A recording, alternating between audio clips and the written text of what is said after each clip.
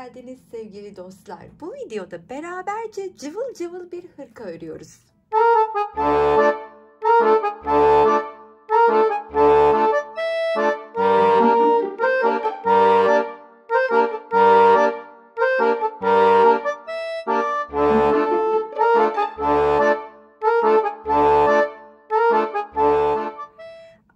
Daha önce bu hırkanın motifini birlikte örmüştük. Şöyle hemen yakından gösterecek olursam belki de birçoğunuzla beraberce ördük. Ne yapıyorduk?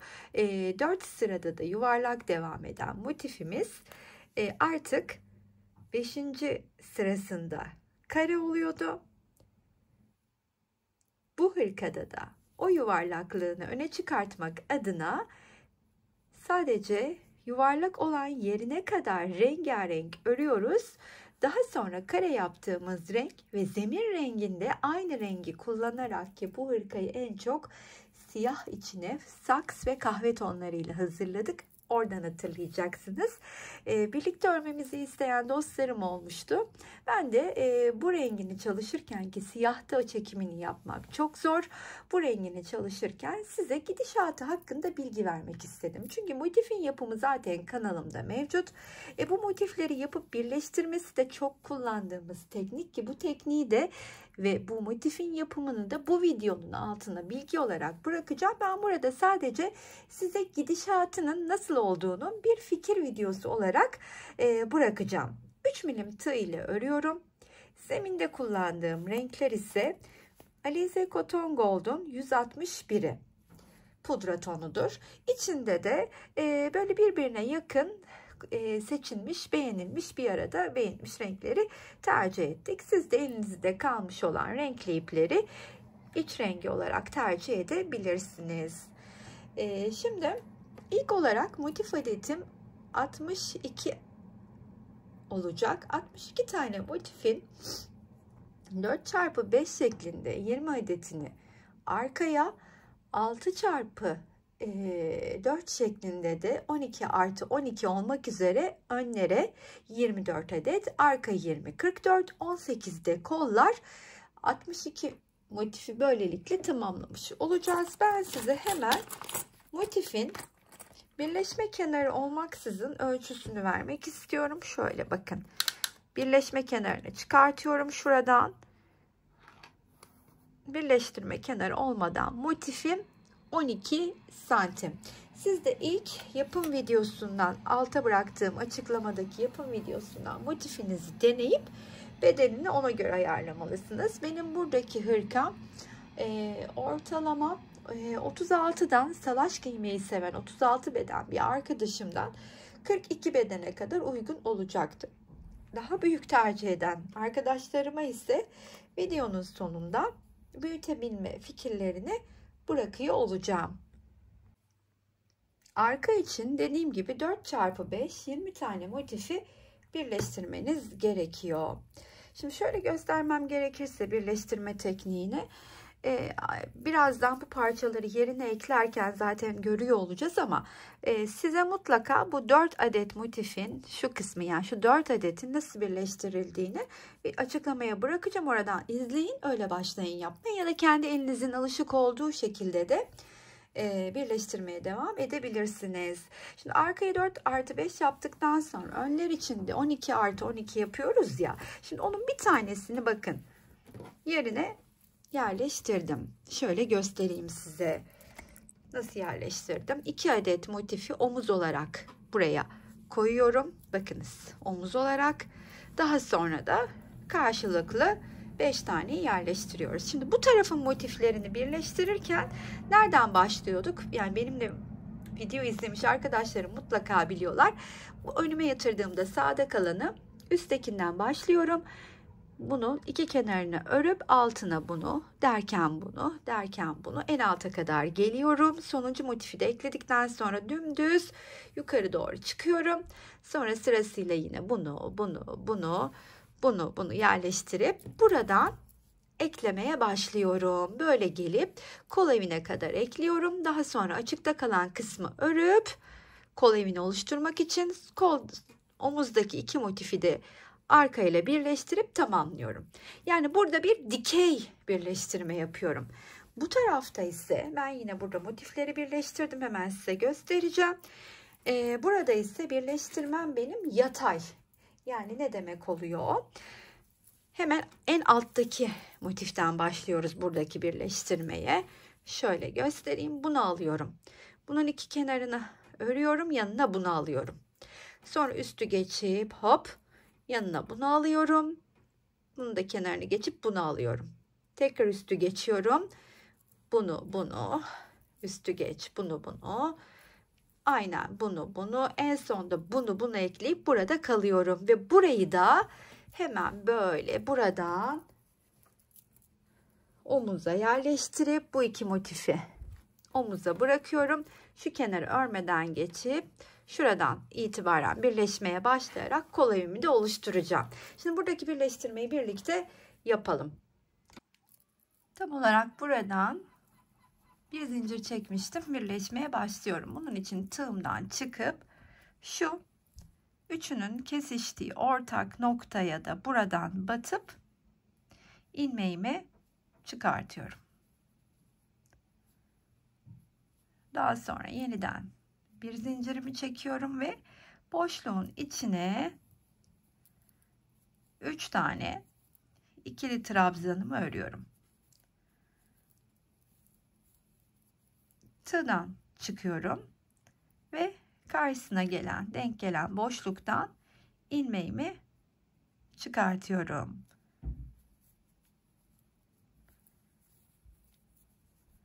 Tekrardan bu boşluğa geldim.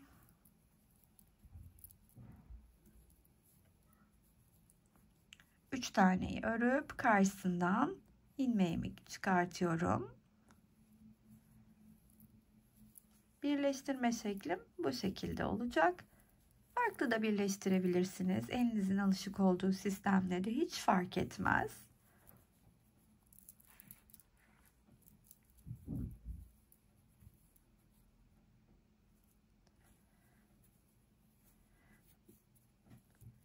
Bu şekilde şu kesiştikleri noktaya kadar aynen birleştiriyoruz. Kesiştikleri noktaya geldiğimde de şimdi buraya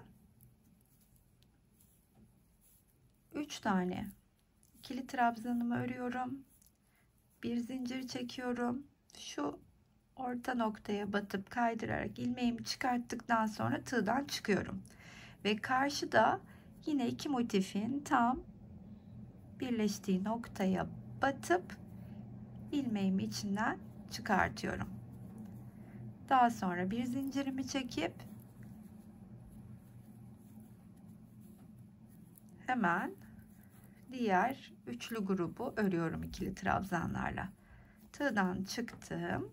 Karşısından şu şekilde çıkardım. Bu motifi de bu kenarın sonuna kadar aynı yöntemle birleştiriyorum.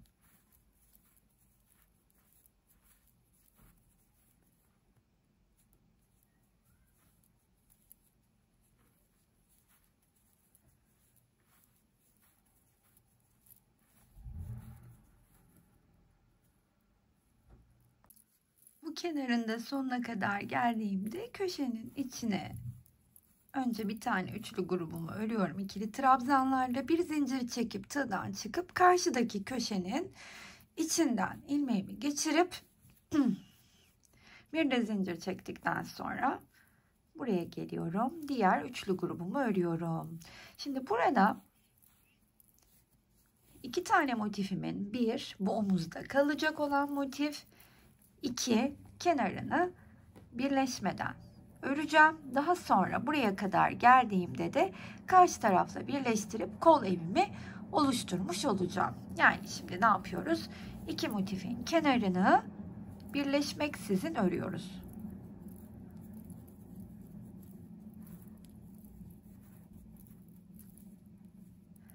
Burada iki motifin ortasını birleşmeksizin örerken şimdi buraya geldim.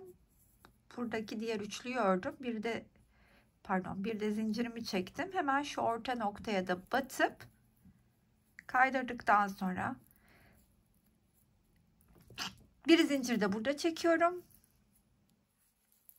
ve hemen bu ortaya batıp diğer üçlüyü de buraya örüyorum. Sonra da buraya kadar ilerleyip artık burada karşıyla birleşeceğiz. Birleşeceğim kısma geldiğimde de yine bu köşenin içine 3 tane ikili trabzanımı örüp bir zincir çekiyorum. İlk olarak buradan ilmeğimi kaydırarak çıkartıp şu tepedeki motifi omuzla ayırıyorum. Karşılıklı arkadan ve önden de motifleri şöyle üst üste koyup arkada şu kesişen noktaya battıktan sonra buradan çıkarmış olduğum ilmeğimi geçiriyorum. Daha sonra da bir zincir çekip hemen bu köşenin içine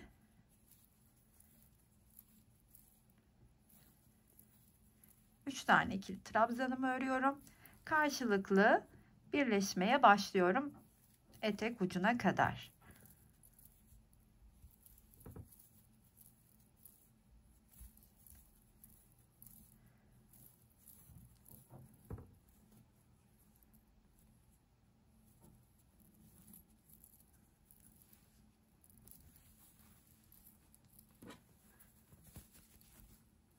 Yani etek ucu dediğim yer şu alt kısma kadar birleşelim. Son bu kısma geldiğimde başladığım noktada zaten 3 tane ikili trabzanım vardı. Ben diğer 3 tane ikili trabzanımı da örüyorum. Ve hemen bir zincirimi çekip tığdan çıktıktan sonra karşıdaki köşenin içinden ilmeğimi geçirip hemen buradaki ilk trabzanın tepesinden kaydırarak tamamlıyorum. Burada ipimizi keseceğiz. Daha sonra da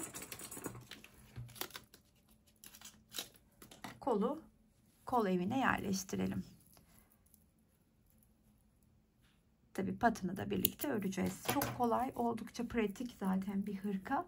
Şöyle hemen nasıl yapıldığına dair, motif sayısına dair de bilgi kalsın istedim. Ondan bu videoyu çekiyorum. Bakın kol evimiz burada oluştu. Şimdi diğer kol evini gösterecek olursam size orada çok daha iyi göreceksiniz.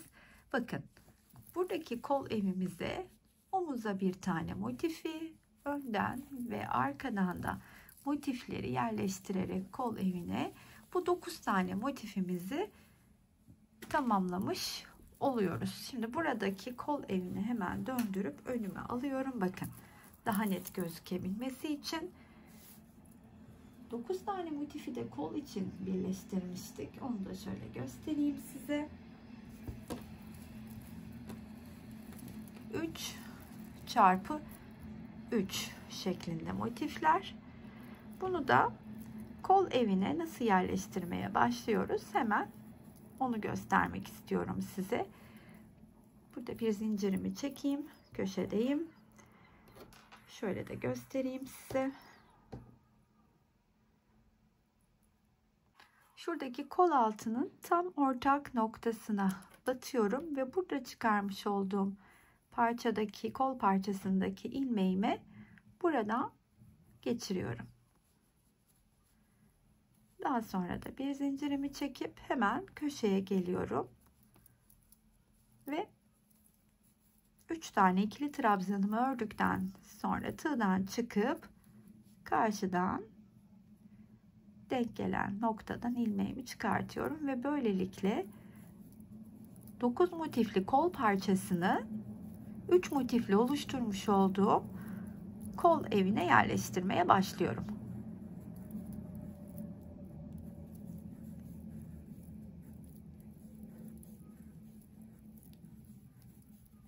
Çıkıyorum. Şimdi bunu böyle hemen göstereyim. Bu motif buraya, şu motif omuza, bu motifte arkadaki kol evindeki motife yerleşerek başladığım noktaya kadar birleştiriyorum.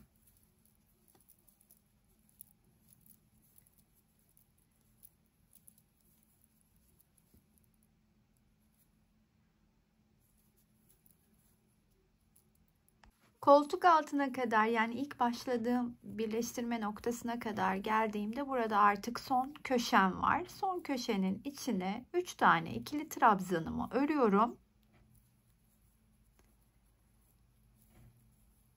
Bir de zincir çekip tığdan çıktıktan sonra burada yine hepsinin kesiştiği ortak noktayı, kol altındaki ortak noktayı buluyorum.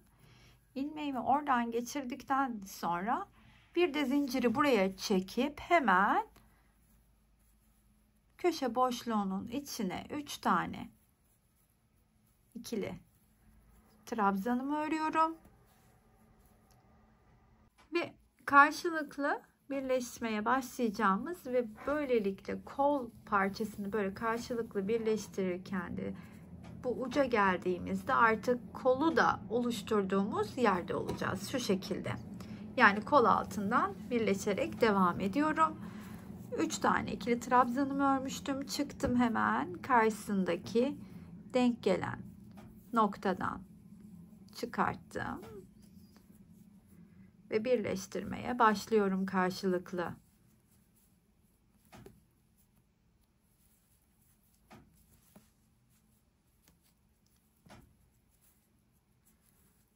Buradan da çıkıyorum. Şimdi bakın karşısına.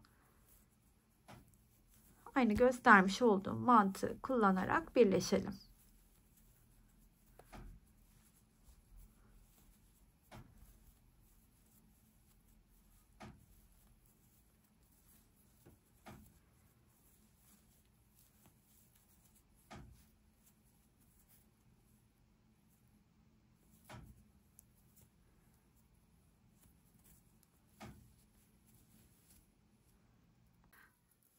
Kol ağzına da geldiğimde birleştirmede, şimdi yaklaşıyorum. Artık bu son köşenin üçlü grubunu ördükten sonra şu arkadan da hemen ilmeğimi geçireyim.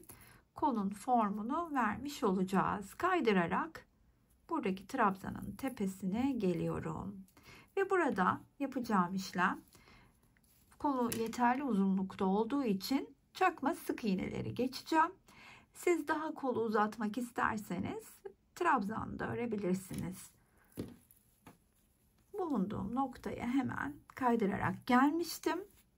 Şimdi bir zincir çekiyorum. Tığın üstüne de ipimi alıp aynı noktaya bir daha batarak şöyle bir ilk çakma sık iğnemi örüyorum. Daha sonra trabzanların tepesine tığın üstüne aldığım ipi hepsini bir örerek toparlıyorum.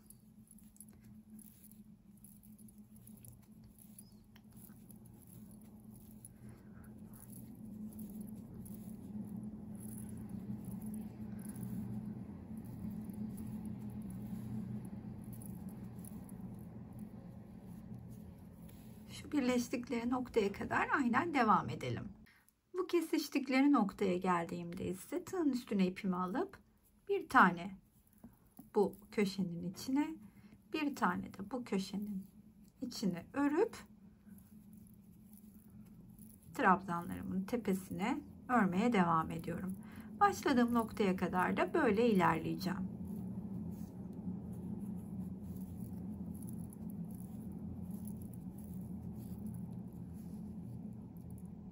Hırkamın ön kapakları ve kolları yerine yerleştiğine göre artık etrafını da örmeye başlayabiliriz. Aslında gördüğünüz gibi oldukça kolay bir hırka. Motifini yapması da çok keyifli. Ördüğünüzde onu da anlayacaksınız. Çok severek öreceksiniz.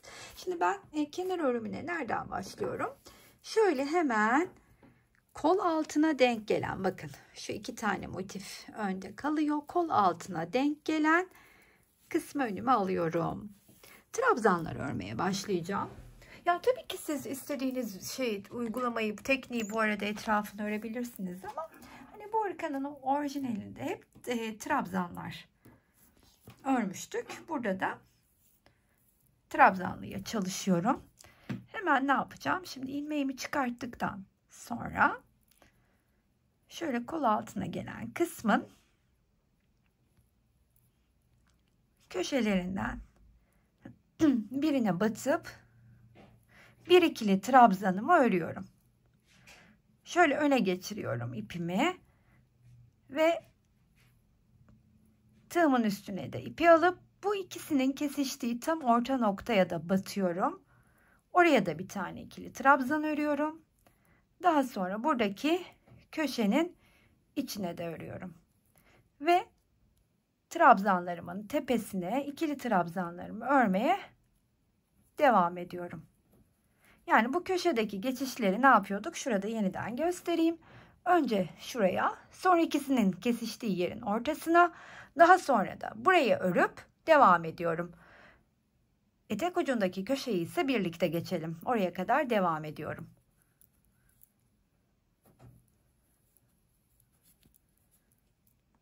Etek ucundaki köşeye geldiğimde de 2 tane ikili trabzanımı örüyorum. 2 tane zincirimi çekiyorum. Aynı köşe boşluğunun içine 2 tane ikili trabzanımı örüp trabzanlarımın üstüne ikili trabzanlarımı örmeye devam ediyorum. Ensedeki geçişe kadar beraberce bu şekilde örelim. Ensedeki geçişi de göstermek isterim.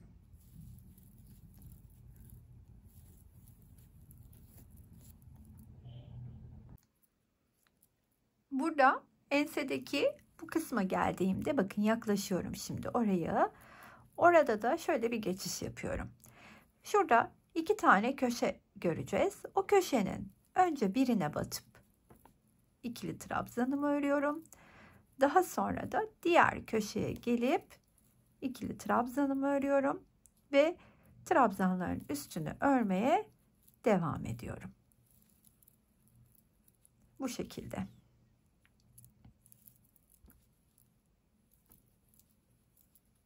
Başladığım noktaya kadar artık farklı hiçbir işlemim yok. Trabzanları öreyim. Bir üstte de çakma sık iğnelerimize geçişi ve finallemeyi göstermek isterim.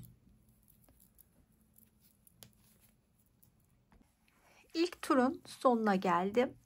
Şimdi hemen başladığım ilk trabzanın tepesine kaydırarak geliyorum ve burada bir zincirimi çekip tığımın üstüne ip alıyorum. Aynı bulunduğum boşluğa batıp bir çakma sık iğne örüyorum. Her bir trabzanın üstüne de aynı çakma sık iğneden örmeye devam ediyorum. Köşeye kadar bu şekilde ilerleyelim. Köşedeki geçişimizi de beraberce görelim.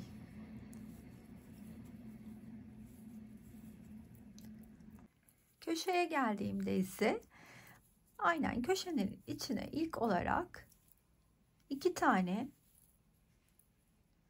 yarım trabzanımı örüp burada bir zincir çekiyorum. Tekrardan aynı boşluğa batıyorum ve 2 tane daha yarım trabzanımı ördükten sonra trabzanlarımın üstüne devam ediyorum örmeye. Başladığım noktaya kadar aynı şekilde öreceğim.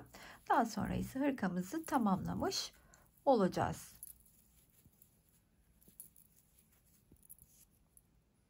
Hırkamızı tamamladım. Şimdi ben hemen size biraz ölçüler hakkında bilgi vermek istiyorum. Şöyle hemen yandan enini söyleyeceğim. 112 santim eni dediğim gibi çok rahatlıkla 42 bedene kadar uygun olacaktır 36 bedenden. Boyu ise 80 santim hırkamın.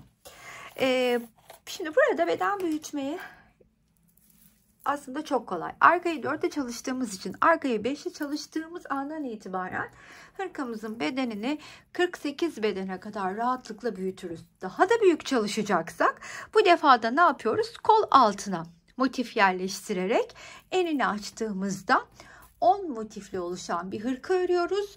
Daha da büyütüyoruz. Yani oldukça kolay hırkanın bedenini büyütmek. Toplamda 750 gram civarı ip gitti. Zemin için açtığım renkten 4 taneden dördüncüden neredeyse yarısından fazlası arttı. Oldukça da örümü kolay, keyifli bir hırkaydı benim için. Umarım sizler de yapmayı düşünürseniz keyif alarak örersiniz diye düşünüyorum. Her zaman olduğu gibi sizlerden beğendiğinizde şayet bir kalbinizi rica edeceğim. Yorum ve beğenilerinizi esirgemez, abone olmayı unutmazsanız beni mutlu edersiniz. Buraya kadar izleyen herkese çok teşekkür ediyorum. Sıradaki videolarda buluşmak üzere. Hoşça kalın arkadaşlar.